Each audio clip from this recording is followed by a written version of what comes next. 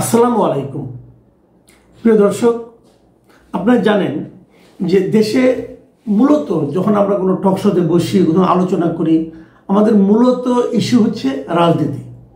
আমরা রাজনীতি নিয়ে কথা বলি, রাজনীতিবিদদের নিয়ে কথা বলি, রাজনৈতিক নেতৃবৃন্দকে গালাগালি করতে পছন্দ করি। এগুলো আমাদের একটা কমন একটা বৈশিষ্ট্য হয়ে দাঁড়িয়েছে। কিন্তু রাজনীতিতে আপনি যতই পরিবর্তন নিয়ে আসেন না কেন, যেমন এই সরকার সংস্কার করছে, সংস্কারে নানা রকম বিষয় নিয়ে আসছে যে কীভাবে রাষ্ট্র পরিচালনা করা হবে, কীভাবে সরকার চলবে, নানা রকম সংস্কার তারা করছে। কিন্তু একটা বিষয় আপনারা খেয়াল করবেন যে সংস্কারটা সবচেয়ে জরুরি সেটাই হচ্ছে না। সেটা হলো সমাজের মানুষের যে বিভিন্ন রকম প্রবণতা, যে প্রবণতাগুলো আমরা দেখছি যে পরিবর্তন হয়ে যাচ্ছে। আগে যা ছিল সেখান থেকে চেঞ্জ হতে হতে এমন কিছু প্রবণতা মানুষের মধ্যে জন্ম নিয়েছে যেগুলোতে আমরা আগে হয়তো বিশ্বাসই করতে পারতাম না। আপনারা দেখবেন যে এই জেনজি যারা আছেন ওনাদের বিভিন্ন রকম প্রতিবাদের যে ভাষা, সেই ভাষাগুলো আপনি মুখে উচ্চারণ করতে পারবেন না। তো এই পরিবর্তনটা কখন হয়ে গেল, কিভাবে হয়ে গেল? এই পরিবর্তনগুলো যদি চলতে থাকে, এই পরিবর্তন দিয়ে কি আমরা রাজনীতির যে প্রত্যাশিত পরিবর্তন, সেই পরিবর্তনকে কি আমরা কার্যকর করতে পারবো? এই বিষয়গুলো কিন্তু মাঝে মাঝে আসে। আমরা অনেক কিছুকে অনিয়মকে নিয়ম মনে করি, আবার একটা যে পরিবর্তন হয়ে গেছে অনেক সময় সেই পরিবর্তন যেটা প্রত্যাশিত পরিবর্তন সেটাকে আমরা মানতে পারি না। এই ধরনের ঝামেলা কিন্তু আমরা প্রতিনিয়ত পড়ি। এই সমস্ত বিষয় নিয়ে আমরা গত বেশ কয়েকদিন ধরে আমাদের এই অনুষ্ঠানে আমরা সিনিয়র সাংবাদিক জনাব মাহবুব কামালের সঙ্গে কথা বলছিলাম। ওনাকে আজকে আমরা আবারও আমন্ত্রণ জানিয়েছি। জনাব মাহবুব কামাল ভাই, আপনাকে আমাদের অনুষ্ঠানে স্বাগত জানাচ্ছি। আশা করি আপনি ভালো আছেন। জি জি। হ্যাঁ, এবং আমরা সেই যে কথাগুলো আপনার সঙ্গে আমরা বিগত পর্বগুলোতে করেছিলাম সেগুলো নিয়ে আমরা আবারও একটু, তার ধারাবাহিকতা আছে, আরও আপনিও বলছিলেন আরও অনেক কিছু বলার আছে, সেগুলো নিয়েও আমরা একটু দর্শকের সঙ্গে শেয়ার করতে চাই। হ্যাঁ, ঠিক আছে। আপনার ইন্ট্রোডাক্টরি স্পিচটা তো খুবই ভালো হয়েছে। আপনি মানে গাইডলাইনটা দিয়ে দিচ্ছেন আর কি। যাই হোক, আমি প্রথমে মানে কতগুলো পুরনো ধারণা যে পাল্টে যাচ্ছে এই জিনিসটা কয়েকটা বলে নিই, তারপরে আমি আসতেছি। যেমন ধরেন যে ডেমোক্রেসি, হ্যাঁ, ডেমোক্রেসির ফাইনেস্ট ডেফিনেশন হচ্ছে democracy is an art of living together with diversity. মতভিন্নতা সত্ত্বেও একত্রে বসবাস করার শিল্পর নাম হচ্ছে ডেমোক্রেসি। এখন হয়ে গেছে কি, democracy is an art of living apart, পৃথক থাকার শিল্প। কে কত পৃথক থাকতে পারি আপনি দেখতেছেন, এনসিপি, তারপর বিএনপি, জামাত, সব পৃথক পৃথক পৃথক। একত্রে বসবাস করার যে ব্যাপারটা, এটা কিন্তু এখন আর নাই। দুই নম্বর হচ্ছে, দেখেন একটু হিউমার করি, সেটা হচ্ছে আব্রাহাম লিঙ্কন ডেমোক্রেসির একটা সংজ্ঞা দিয়েছিলেন যে সরকার কি, সরকার হচ্ছে government is by the people, for the people, of the people. এখন আপনি বাংলাদেশটাকে দেখলে দেখবেন এই প্রিপোজিশন তিনটা, বাই, ফর, অফ, এইটার একটা বর্ণ পাল্টে গেছে। যেমন বাই দ্য পিপুল হয়ে গেছে BUY, মানে কেন, জনগণকে কেন।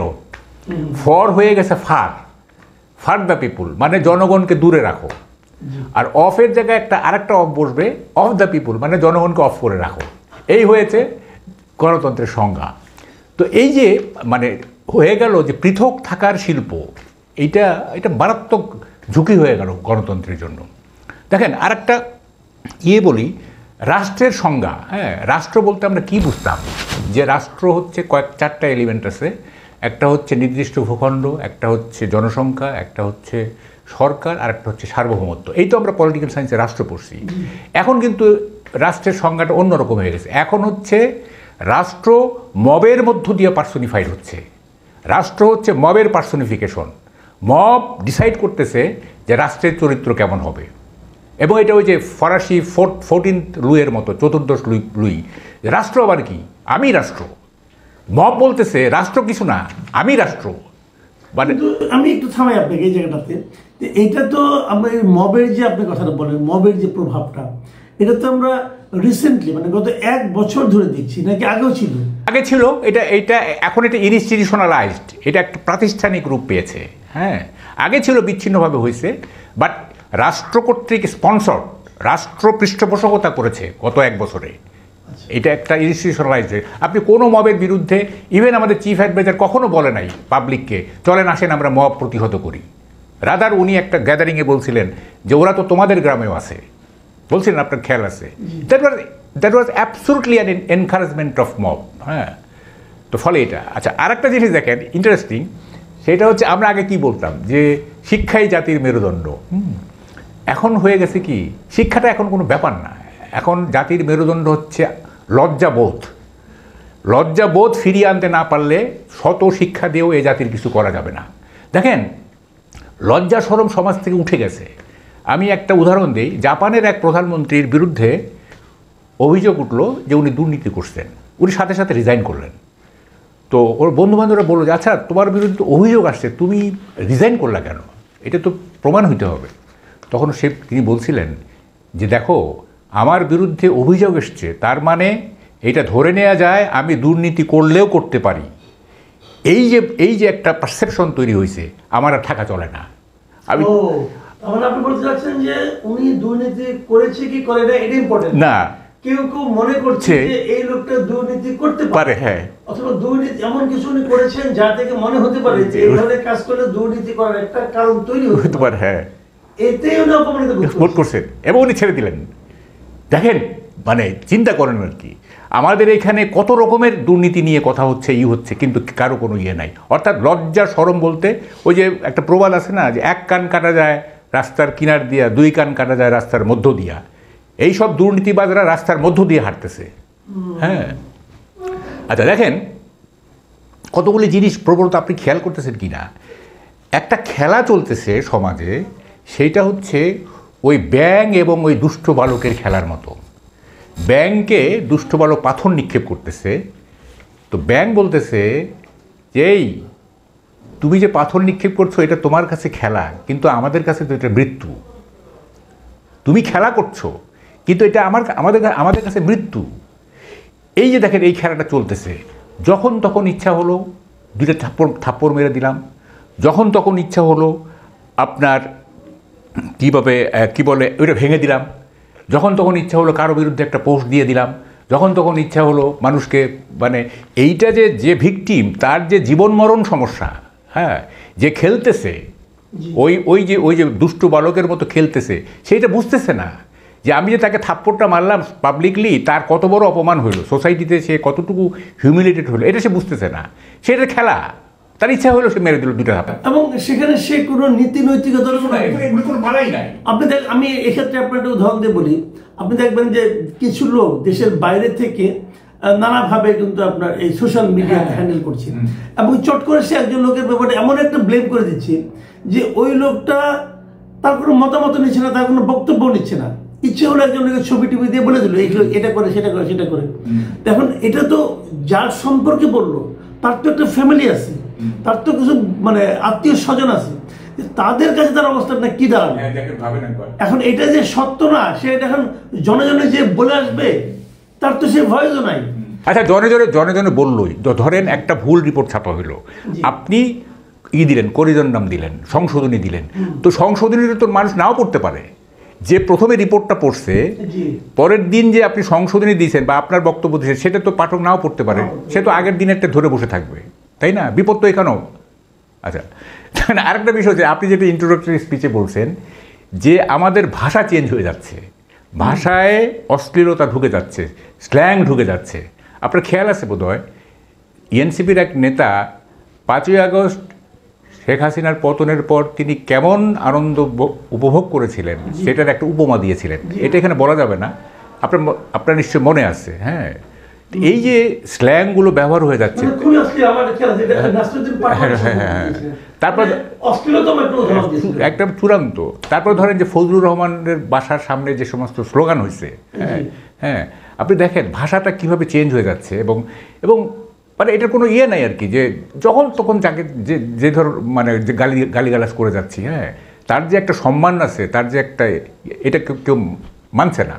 এবং এটাকে কিন্তু এই যে প্রবণতা, এই যে ভাষার প্রয়োগটা, এটাকে কিন্তু সামহাও আমি দেখছি বিভিন্ন জায়গায় গ্লোরিফাই করা হচ্ছে। হ্যাঁ, একেবারেই। আচ্ছা দেখেন, আবার একটা জিনিস, কতগুলি যে অবাস্তব কথার কথা বলার একটা প্রবণতা তৈরি হয়েছে, অবাস্তব কথা, হ্যাঁ, যেটার বাস্তবতার সঙ্গে কোনো মিল নাই, এবং এটা চিফ অ্যাডভাইজার বেশি করে করতেছেন। এটা আমাদের জন্য খুব দুঃখজনক। হ্যাঁ, যেমন উনি বলতেছেন যে এই জুলাই সনদ পাশ হওয়ার মধ্য দিয়ে বর্বরতা থেকে আমরা সভ্যতায় ফিরে যাচ্ছি। উনি বলতেছেন ইতিহাসের সেরা নির্বাচন হবে।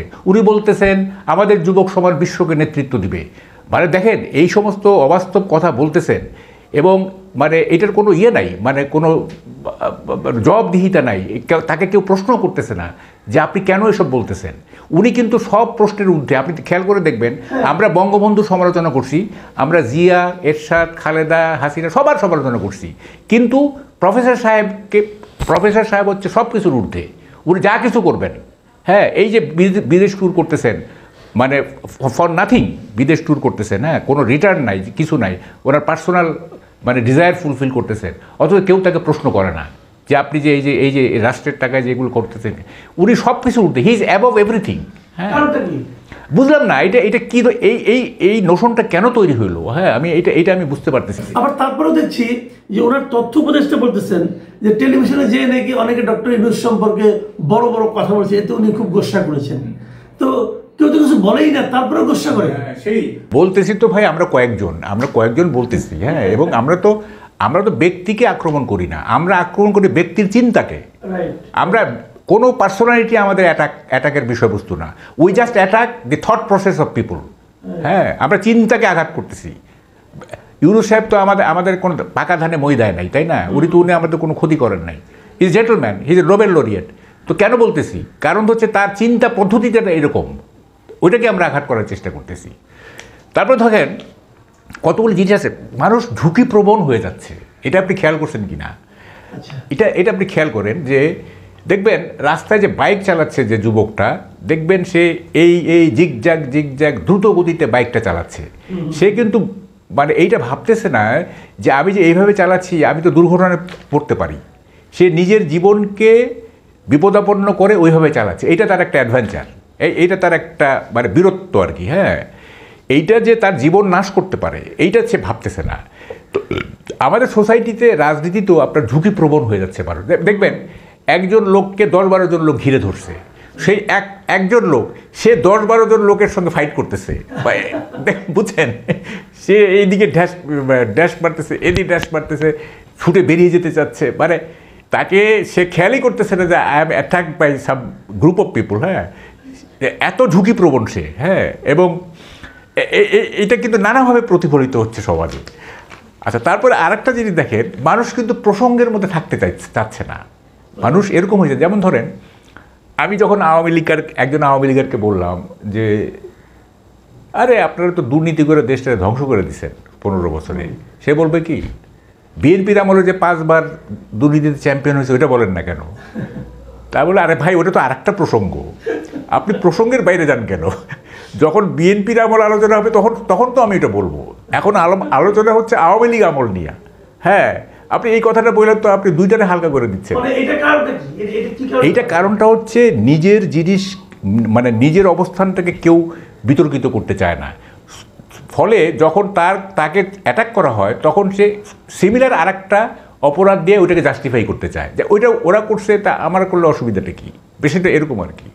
মানে একটা অপরাধের জাস্টিফিকেশন যে আর একটা অপরাধ হতে পারে না, দুইটা যে ভিন্ন জিনিস।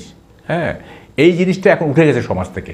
আপনি যখনই আওয়ামী লীগ আমলের কথা বলবেন তখন বিএনপির আমল তোলা হবে, যখনই এই আমল করা হবে তখনই বলে আরে 16 বছর কই ছিলেন? 16 বছর কই ছিলেন? আরে 16 বছর তো এই দেশে ছিলাম, সবই দেখছি। যারা বলেন যে 16 বছর কোথায় ছিলেন, আমার জানতে ইচ্ছে করে 16 বছর ওনারা কোথায় ছিলেন সেটাই। এবং দেখেন আমি একটা জিনিস বলি, আমি একটা পোস্ট দিতে চাই যে ভাই আমাদের কয়েকজনকে বাঁচায় রাখেন। কারণটা হচ্ছে যদি আবারও কখনো স্বৈরাচার আসে আপনারা তো পালায় যাবেন, তখন কথা বলতে হবে আমাদেরকেই। তখনকার যে প্রতিশোধ পরায়ণতা এটার চেয়ে মাল্টিপ্লাইড হবে, তো এটার চেয়ে মাল্টিপ্লাইড হবে। তখন আপনারা পালায় যাবেন, তখন ওই যে মাসুদ কামাল থাকবে, ওই মাহবুব কামাল থাকবে, এই কয়েকজনই থাকবে। হ্যাঁ, আমাদেরকে আপনারা বাঁচায় রাখেন, আপনাদেরই লাভ হবে। আচ্ছা দেখেন কত এই যে প্রসঙ্গের মধ্যে থাকতে আরেকটা জিনিস খেয়াল করছেন কিনা আপনি, লেফটিজম বলে যে একটা কথা ছিল, হ্যাঁ, বামপন্থার রাজনীতি। হ্যাঁ, বামপন্থা রাজনীতি কী ছিল? বামপন্থা রাজনীতি মানে হচ্ছে এটা একটা সমাজ পরিবর্তনের আকাঙ্ক্ষা, দুর্নীতিমুক্ত, তারপরে আপনার একটা সৎ একটা একটা সমাজ পরিবর্তন করতে চায়। এখন কিন্তু মুখে বামপন্থী আছে, কার্যত কিন্তু সবাই ডানপন্থী। এটা কিন্তু একটা চেঞ্জ হয়ে গেছে। এখন there is no longer a leftist, everybody is rightist, কিন্তু নামে কিন্তু বামপন্থী। দেখবেন বলবে যে এই বামপন্থীদের সংগঠনগুলি কী বলতেছে, লেফটরা কী বলতেছে। আরে লেফট কোথায়? হ্যাঁ, লেফট কোথায়? যে লেফট জুলাই সনদে স্বাক্ষর করলো সে লেফট হলো কীভাবে? হ্যাঁ, এটা তো আমি বুঝতেছি না। হ্যাঁ, সো এখন আর বামপন্থী বলে কিছু নাই ভাই, আপনারা এই সমস্ত নোমেনক্লেচার আর ব্যবহার করেন না। হ্যাঁ, বামপন্থী, লেফটিস্ট, মার্কসিস্ট এইসব কথা বলা করে। মার্কস জীবিত থাকলে লজ্জায় মরে যাইতেন। হ্যাঁ, যে আমার নামে নোমেনক্লেচার হচ্ছে মার্কসিস্ট। হ্যাঁ, এইসব আর বলেন টুলেন না। আচ্ছা, তারপরে হচ্ছে যে যেমন ধরেন আরেকটা জিনিস হচ্ছে যে আপনার মানুষ কিন্তু ইতিহাস বিমুখ হয়ে যাচ্ছে। আপনি খেয়াল করছেন কি না? মানুষ কিন্তু ইতিহাস বিমুখ হয়ে যাচ্ছে। এখন এই যে নেট এবং এই যে ফেসবুক এবং এই যে অকুপেশন, হ্যাঁ, মানুষ আর ইতিহাস পড়তে চায় না, ইতিহাস জানতেই চায় না। মানুষ, পিপুল আর বিজি উইথ প্রেজেন্ট, এবং ফিউচারও যে খুব একটা ভাবে তা না। হ্যাঁ, বর্তমান নিয়েই আছে, অতীত ভবিষ্যৎ এগুলো নিয়ে কেউ ভাবে না। হ্যাঁ, এবং এটাকে কি বলে ইংরেজিতে বলে to live in the moment, মুহূর্তের মধ্যে বেঁচে থাকা। এই মুহূর্তে সকালে এটা, বিকালে এই, কালকে এই, গত আমরা কোথায় দাঁড়িয়ে আছি, একটা ইতিহাসের ধারাবাহিকতা তো একটা পর্যায়ে আসছি, তাই না? এই ইতিহাসটা যদি আমি না জানি তাইলে তো এটা আমি আমার করণীয় বুঝতে পারবো না এবং আমার অবস্থানটা বুঝতে পারবো না। কিন্তু ইতিহাস কেউ পড়ে না, ইতিহাস জানতেও চায় না। যেগুলো জানে সেগুলি হচ্ছে ফ্যাব্রিকেটেড ইতিহাস, ডিস্টোর্টেড ইতিহাস। এগুলি মানে দেখেন, আপনি কত পড়ছেন এটা কোনো ব্যাপার না, আপনি কি পড়ছেন সেটা বড় ব্যাপার। আপনি সারাদিন পড়ছেন, কোনো লাভ নাই। কিন্তু আপনি যদি 1 ঘন্টা মানে আপনার রিডিং ম্যাটেরিয়ালটা যদি ঠিক থাকে, হ্যাঁ, তাহলে কিন্তু 1 ঘন্টা এনাফ। আর রিডিং ম্যাটেরিয়াল যদি ঠিক না থাকে, আপনি সারাদিন পড়লে লাভটা কী? লাভ তো নেই। আপনি আজে বাজে জিনিস পড়লে লাভ হবে কি? সুতরাং we all have to have a priority list of reading materials. কী কী আমাদের পড়তে হবে, আমাদের ইতিহাস জানতে গেলে কী কী পড়তে হবে, কার লেখা অথেন্টিক, কাকে বিশ্বাস করা চলে, কে ইনস্টিটিউশন। মানে টম ডিক হেরিক যদুমধু শুধু একটা লিখে দিল বা একটা বলে দিল সেটাকে বিশ্বাস করব, এটা হয় না। হ্যাঁ, প্রত্যেকটা জিনিসের একটা ইনস্টিটিউশন আছে, একটা অথরিটি আছে। অথরিটি সম্পন্ন লোক বলতেছে কি না আপনি সেইটা শুনবেন। আপনি সবার কাছে শুনলে তো হবে না। হ্যাঁ, আচ্ছা, তারপরে আপনার সময় থাকলে আরও কিছু বলা যেতে পারতো। আমাদের তো এটা ধারাবাহিকভাবে চলতে থাকবে। আমরা চাইবো যে আমাদের দর্শকদের জন্য আমরা আরো একটা পর্ব করি। আজকে মোটামুটি এ পর্যন্ত থাক। কিন্তু একটা জিনিস আপনি বলেছেন, খুব গুরুত্বপূর্ণ কথা, আমার কাছে এটা খুব মনে দাগ কেটেছে। আপনি যে কথাটা বলেন, আমরা খুবই বর্তমান নিয়ে আছি, আমরা ইতিহাসকে ভুলে যাচ্ছি। কিন্তু ইতিহাস না থাকলে বর্তমান দাঁড়িয়ে থাকবে কিসের উপর? ইতিহাসই তো বর্তমানের ভিত্তি আমাদের, তাই না? আমাদের সমাজের আজকের যে অবস্থা, এখন আমরা দেখছি ইতিহাসের যে চরিত্রগুলো আমাদের দেশ গঠনের জন্য ছিল, আমাদের দেশের জন্মের জন্য ছিল, ইতিহাসের যে চরিত্রগুলো, সেগুলোকে পদদলিত করার জন্য একটা সাফল্যের একটা মাপকাঠি হয়ে দাঁড়িয়েছে। আমার মনে হয় প্রিয় দর্শক, আপনারাও বুঝতে পেরেছেন যে আমাদের আসলে করণীয়টা কি, আমরা কোন দিকে যাচ্ছি এবং যেদিকে যাচ্ছি সেটা কি আমাদেরকে আশান্বিত করে তুলছে ভবিষ্যৎ সম্পর্কে, নাকি হতাশ করে তুলছে, নাকি আমরা নিজেরাই বুঝতে পারছি না, হয়তো ওইটাই ঠিক, আমরাই বুঝতে পারছি না যে আমরাই হয়তো পিছিয়ে থাকা মন নিয়ে এটাকে বিচার করার চেষ্টা করছি। আপনারা সব বিচার করবেন, আগামীতে আমরা আরও কথা বলবো। এখন এ পর্যন্তই, আল্লাহ হাফিজ।